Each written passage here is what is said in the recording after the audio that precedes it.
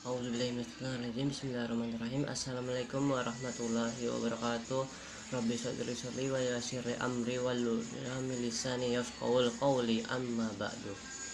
Perkenalkan, nama saya Wildan Yazamarullah, NIM U2019-1093. Saya di sini akan mempresentasikan tentang semiotika teori Ferdinand de Saussure. Pertama-tama, sebelum masuk ke dalam teori Ferdinand de Saussure, di sini saya akan menjelaskan atau membahas atau mempresentasikan terlebih dahulu dari pengertian dan sejarah munculnya semiotika yang ada di dunia ini.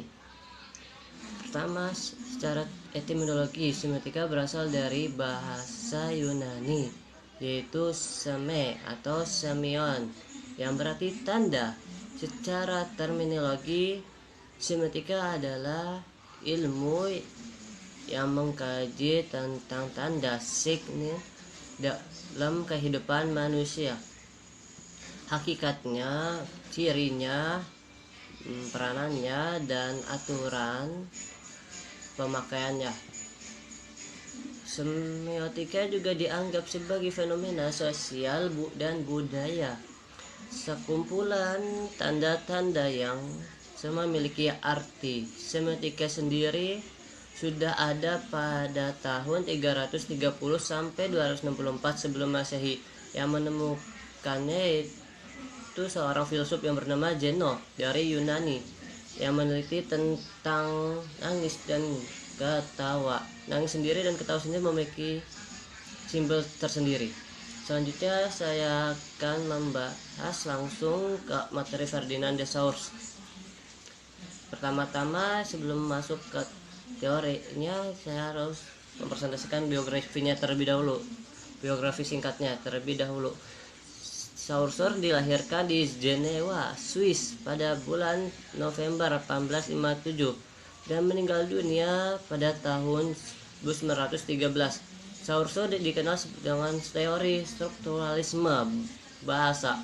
Menurutnya, setiap bahasa memiliki struktur yang baku, rapi, dan solid, akan mengikat atau menghasilkan aturan untuk setiap tindak bahasa, sehingga lahirlah ilmu tentang morfologi, gramatika, sintaksis, dan sebagainya. Prinsip semiotika de Saussure itu ada, yang saya bahas ada 3. Yang pertama, pertanda dan penanda, signified dan signifier. Pertanda ialah suatu yang disimpulkan, ditafsirkan, dimaknakan, difahami maknanya dari ungkapan bahasa Indonesia. Penanda ialah sesuatu yang bisa terserap dan teramati, bunyi, tulisan, penampilan, dan sebagainya. Contohnya seperti gambar lampu lalu lintas. Gambar lampu lalu lintas di sini sebagai penandanya, dan sedangkan warna lampunya sendiri telah sebagai pertanda bahwa warna lampu merah itu berhenti, kuning hati-hati, hijau jalan terus. Atau contoh kedua seperti janur kuning. Janur kuning sendiri sebagai penandanya, dan pertandanya yaitu ada acara perkawinan atau khitanan bagi anak-anak laki-laki. Yang kedua, lenggu adalah konsep dasar dari bahasa secara abstrak. Konsep ini berlaku dari hasil pengalaman manusia di dalam masyarakat. Misalnya, tempat untuk duduk dinamakan dengan kursi. Tempat untuk menampung orang sakit adalah rumah sakit.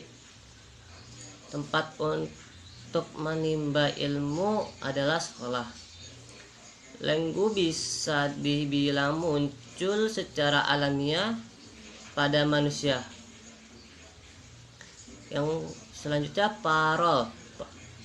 Parol adalah bentuk konkret dari lenggu. Contohnya parol adalah kursi, chair, yang merupakan bentuk dari lenggu, tempat untuk duduk.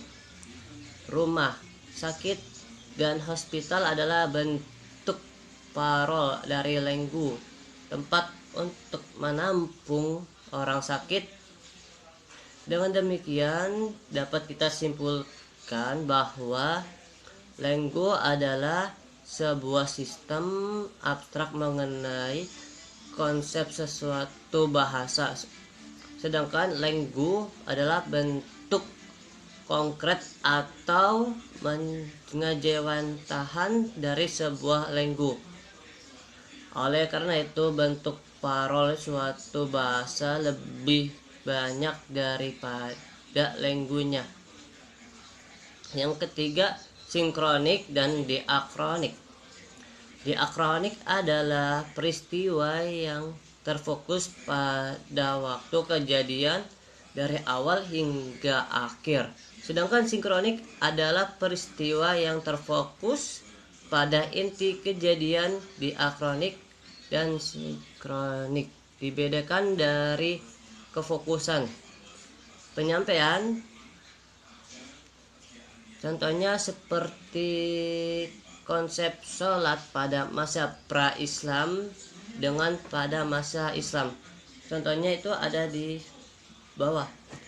Sekian, wallahu a'lam bishawab. Sekian dari saya. Wassalam. Jika memiliki kata-kata yang kurang berkenan, tolong dimaafkan. Sekian dari saya. Wassalamualaikum warahmatullahi wabarakatuh.